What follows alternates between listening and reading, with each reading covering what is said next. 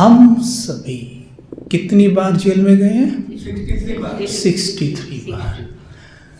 इसे गर्भ जेल क्यों कहते हैं? सतयुग में गर्भ महल है और ये गर्भ जेल है। वो भी गर्भ है, ये भी गर्भ है, लेकिन वो महल है और ये जेल है। जैसे ही आत्मा गर्भ जेल में होती है तो क्योंकि शरीर से पूरी डिटैच होती है, शरीर से अटैच है नहीं वो। जब आत्मा शरीर से डिटैच होती है तो उसकी कैचिंग पावर बहुत तेज हो जाती है। इसलिए कहा भी जाता है कि जब किसी की मृत्यु होती है, कहते हैं ना शरीर छूट जाता है जब, तो क्या कहते हैं? कहते नहीं है, आपने देखा ही होगा, सब उसके बारे में अच्छा अच्छा बोलते हैं, बड़ा अच्छा आदमी था। आप कहीं बैठना, चाहे वो आदमी की जीते जी उन्होंने दुर्गति कर डाली हो, लेकिन उसके जाने के बाद ये बोलेंगे बड़ा अच्छा आदमी था, बड़ी मदद करता था, बड़ा हंसाता था, बड़ी कॉमेडी करता था, ये और वो क्या क्या बोलेंगे। क्यों?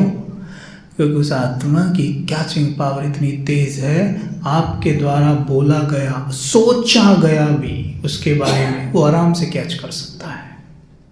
इससे आपका हिसाब किताब बनेगा उसके साथ। उसको बुरा भी लगेगा और अच्छा भी लगेगा।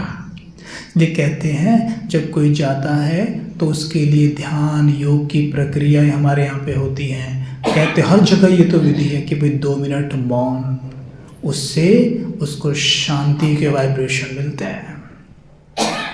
वो आत्मा आपको ब्लेसिंग्स देती है। जब मेडिटेट करते हैं ना, हमसे इतनी शांति चारों ओर फैलती है। हर विशेष जो आत्माएं चारों ओर भटक रही हैं उनको जन्म मिल जाते हैं, उनको मुक्ति मिलती है, जन्म मिल जाते हैं, उनको शरीर मिल जाते हैं, मतलब उन्हें घर मिल जाता है। पर ये भटक कौन रहे हैं और ये जेल में क्यों जाते हैं, इस पे बात करेंगे थोड़ी सी। आपको पता है, जैसे उस दिन हम बात कर रहे थे कि जैसे यहाँ पर किसी एक व्यक्ति ने किसी की हत्या कर दी तो गवर्नमेंट उसको क्या सज़ा देती है ना? उसको उम्र कैद की सज़ा मिलती है। लेकिन अगर हत्या जघन्य तरीके से की गई है, बहुत ही क्रूर, तो उसको फांसी तुरंत। अब उसने 1 की है या 50 की किया है, इससे बड़ा सज़ा तो सरकार के पास नहीं है। हाँ जी, 1 के लिए तो आपने फांसी दे दी और 50 के लिए 50 बार फांसी दो इसे, अब तो वो तो गवर्नमेंट के पास नहीं है। लेकिन जो सूक्ष्म गवर्नमेंट है उसके पास ये पावर है। अगर किसी ने 20 लोगों की हत्या की है तो उसको 20 बार जेल में जाना पड़ेगा, जेल की रोटी खानी पड़ेगी, सुना है ना? उसको 20 बार जेल में जाना पड़ेगा, गर्भ जेल में, और 20 बार वो सजाएं खाएगा, 20 बार। और गर्भ जेल की सजाएं बहुत कड़ी होती हैं। कारण क्या है? वो किस तरह की सजाएं होती हैं? बड़ी अजीब सजाएं होती हैं, बहुत अजीब सजाएं होती हैं। और वो 20 बार उन्हें खाएगा, बाहर आएगा और आते ही आंखें खोलेगा और आंखें बंद।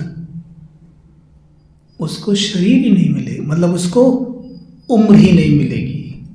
तो हो गई सजा। कितनी फांसी लग गई? 20। सूक्ष्म गवर्नमेंट से हम नहीं बच सकते। ये गवर्नमेंट से हम बच गए, चलो 1 बार में काम हुआ, लेकिन उससे नहीं बचेंगे। एक सजा और है आत्माओं के भटकने की। उन्हें घर ही नहीं मिलता। जिन्होंने दूसरों के घर छीने हैं उन्हें घर ही नहीं मिलेगा, वो भटकते रहेंगे। ऐसी बहुत आत्माएं हैं, उनका प्रूफ हमारे पास नहीं है, इसलिए हम पूरी अथॉरिटी से तो नहीं बोल सकते। लेकिन हमने ऐसा कई आत्माओं के बारे में सुना है जिन्होंने बहुत ज़्यादा इस तरह के कार्य किए हैं, उन्हें अभी तक भी शरीर नहीं मिला है, वो भटक रही हैं। ये सजा है।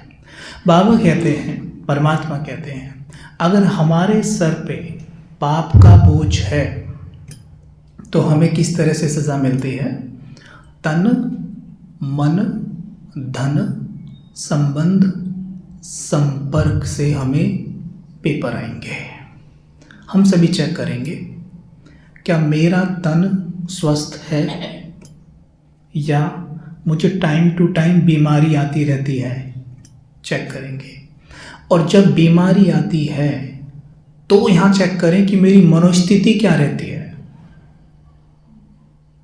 चेक करो देवाशीष भाई, जब बीमारी आती है मेरी मनोस्थिति क्या रहती है। ये एक नज़रिया है, इस नज़रिए को ठीक करना है। जब बीमारी आए क्या हम उसका स्वागत कर सकते हैं?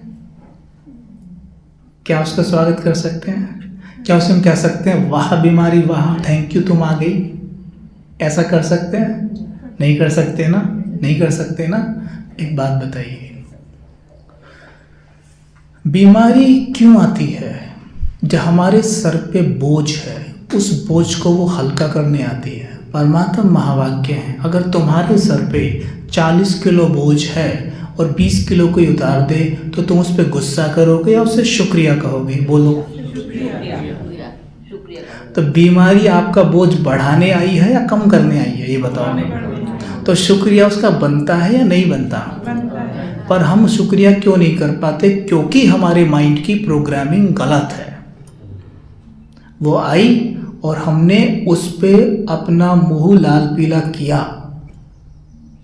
मेरे कोई बीमारी होती है, मुझे ही बुखार चढ़ता है, हमेशा मेरे साथ ही ऐसा होता है, ये पूरी दुनिया भी तो पड़ी है। सब कुछ ऐसा करते हैं ना, और कराते हैं, रोते हैं। बीमारी को लेके हम बहुत डिस्टर्ब होते हैं। उस बीमारी का हम स्वागत कर सकते थे, लेकिन वहां उस वक्त समझ का अभाव रहता है। जब वो आई तो उसको बोले आइए, उसको थोड़े ड्राई फ्रूट्स खिलाइए। फ्रूट्स क्या है? गोलियां। हाँ, वो वाले मत, बादाम बादाम मत खिलाना उसको, ये खिलाइए और उसको थैंक यू बोलिए कि आप मेरी मदद करने आई हैं, है ना। क्योंकि यहाँ पर गौर करने की बात है। जैसे सपोज करो कि आपके सर पे 1 करोड़ का कर्ज है और आपकी साल की इनकम है 1 लाख रुपए, और सर पे कितना कर्ज है? 1 करोड़। इस 1 करोड़ को उतारने के लिए हमें कितने वर्ष चाहिए? मेरी साल की इनकम 1 लाख है, 1 करोड़ को उतारने के लिए कितने वर्ष लग जाएंगे मुझे? 100 वर्ष लग जाएंगे ना, 100 वर्ष लगेंगे ना। अब ये बताइए कि 100 वर्ष तो मेरी उम्र नहीं है, और अगर चल और देखा भी जाए मैं 100 वर्ष तक कमा तो नहीं सकता हूँ, तो ये तो थोड़ा असंभव सा लगता है कर्ज उतारना। तो ऐसे में बीमारी आती है, excuse me can I help you? वो हमसे पूछती है क्या मैं आपकी मदद कर सकती हूँ?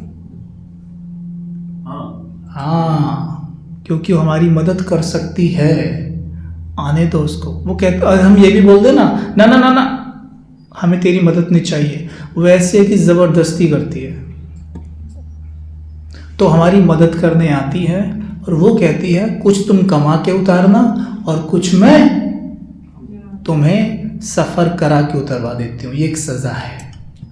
वो सज़ा मिलती है बीमारी के रूप में। आपने किस किस ने अनुभव किया है कि जब बुखार चढ़ता है, हमें 4-5 दिन बेड में रहे, बुखार से जब उठे तो बहुत हल्का अनुभव करते हैं और योग ज़्यादा अच्छा लगता है। क्या है ना, योग ज़्यादा अच्छा लगता है। क्यों?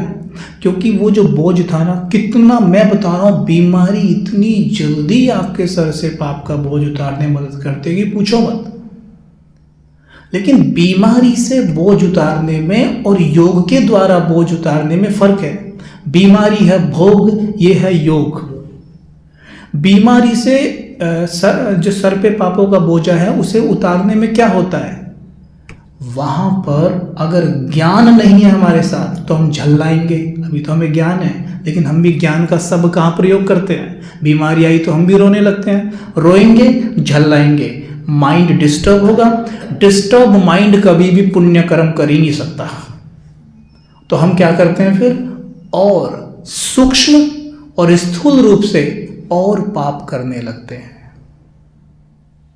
क्योंकि डिस्टर्ब माइंड कभी भी पुण्य कर्म नहीं कर सकता है। तो बीमारी के प्रभाव में एक तरफ तो बीमारी हमारा कर्ज कम कर रही थी, और क्योंकि उस मेहमान का हमने दिल से स्वागत नहीं किया, उसके साथ हमने रूड व्यवहार किया। अगर आप किसी के घर जाए मेहमान बन के और आपके साथ कोई अजीबोगरीब व्यवहार करे तो आपको कैसा लगेगा? ऐसी बीमारी क्या कह रहे, मैं तो तेरी मददगार बन के आई थी, तू मेरे साथ ऐसा कर रहा है। तो वो तो अपना काम फिर भी करती है, लेकिन होता क्या है, साथ के साथ हम ऐसे और काम कर डालते हैं, और ये मेहमान कहता है कि अब तू ऐसे कर्म करेगा, मैं फिर से आऊंगी तेरे पास, मैं तुझे और तंग करने आऊंगी। तू तंग होता है ना मुझसे, तुझे मैं और तंग करने आऊंगी। इसलिए बीमारी से कभी तंग मत होना, बहुत मदद करने आती है वो हमारी। और जो कला सीख गए ना, वो भारतीय है, ये दादियों के अंदर थी ये कला। सभी के साथ ऐसा हुआ है यज्ञ में। जब ब्रह्मा बाबा को खांसी उठती थी ना, हिस्ट्री हॉल में मुरली चलाते हुए बाबा अक्सर कहते थे कि बाबा, मैं अक्सर मुरली सुनाते हुए कहते थे कि मैं अक्सर बाबा से कहता हूँ कि बाबा बस ये खांसी ले लो आप मेरी, मैं आपकी बहुत बहुत सेवा कर दिखाऊंगा। तो बाबा क्या कहते थे, बच्चे ये तेरा कर्म भोग मृत्यु भुगत, ये करते थे। तो जब बाबा को खांसी उठती थी ना, तो बाबा जब खांसते थे, जब बाबा की उम्र भी मतलब शरीर की उम्र काफ़ी हो गई थी, तो खांसी ज़ोर से उठती थी। तो उठे जा रही, तो जैसे अब बच्चे हम यहाँ बैठे, हम मानो यहाँ ब्रह्मा बाबा खांसने लग जाए बहुत ज़ोर ज़ोर से, तो आपका भी क्या होगा, दिल थोड़ा टूटेगा ना बाबा, क्योंकि बाबा से प्यार तो सबका ही था। तो बाबा देखते थे कि बच्चों के मुँह लटक गए, तो बाबा कहते थे तुरंत, अरे बच्चे वो सामने देखो जो विष्णु का चित्र है, मुझे ऐसा लग रहा है कि बाबा तो विष्णु बना कि बना, बाबा ने बस ये ड्रेस उतारी और वो ड्रेस पहनी, बाबा तो बस विष्णु बना के बना। ये सुन के बाबा को खुश देखते हुए सब बच्चे एकदम खुश हो जाया करते थे। बाबा ने बीमारी को ऐसे लिया। मम्मा को तो सबको पता है, मम्मा को क्या था, अंत समय में जब डॉक्टर उनको देखने आया तो दादियाँ दीदियाँ सब बैठी हुई थी, तो बाबा ने, डॉक्टर कहता है देख पेशेंट कहाँ पे है, तो ये इधर, वो बोले कि ये है, तो कहता है कि ये तो बीमार कहीं से लगती नहीं है, ये तो मुझसे भी ज़्यादा फ्रेश दिखाई देती है। मम्मा ने अंत समय में देखा। अब सोचो, कैंसर के कारण आज आपका लास्ट दिन है, तो आपको पीड़ा कितनी हो रही होगी, और वहाँ मम्मा हम सब बच्चों को अंगूर खिला रही है अपने हाथ से। Can you believe it? आप सोच के देखो कि कर्म योग की ये पराकाष्ठा है, किस लेवल का कर्म योग है। तो ये कौन है जो बीमारी से नफरत नहीं करते थे, बीमारी को कोसते नहीं थे, उसको थैंक यू बोलते थे कि तू मेरी मदद कर रही है। वो मेरी मदद कर रही है और मैं उस पर गुस्सा करने बैठ जाऊं, तो फिर क्या होता है, तब पाप कर्म जमा होता है, फिर उसको बार बार आना पड़ता है। अगर कोई व्यक्ति 5th क्लास में पढ़ता है और 5th क्लास में वो फेल हो जाए, तो क्या वो 6th क्लास में चला जाएगा? उसे 5th क्लास के पेपर फिर से देने पड़ेंगे, और फिर फेल हो जाए तो फिर देने पड़ेंगे, और फिर फेल हो जाए तो अब की बार तो भेज देंगे 6th के नहीं, फिर दे। सेम ऐसा यहाँ हमारे सामने जो पेपर आता है, अगर हमने उसे पास नहीं किया ना, वो फिर आएगा, फिर आएगा, फिर आएगा। हमारा प्रमोशन नहीं हो सकता है, ठीक है। तो ये बात हमने विशेष ध्यान देनी है। थोड़ी सी बात करनी थी बीमारी के ऊपर कि जब बीमारी आए तो कभी भी माताएं क्या उसे कोसना नहीं है, वो आपकी मदद कर रही है, उसको थैंक यू बोलना है, शुक्रिया करना है, और ड्राई फ्रूट्स खिलाने हैं, मौज में रहना है। क्योंकि बाबा कहते हैं खुशी जैसी कोई खुराक नहीं, खुशी सबसे बड़ी दवा है, अपने आप ही बीमारी चली जाएगी।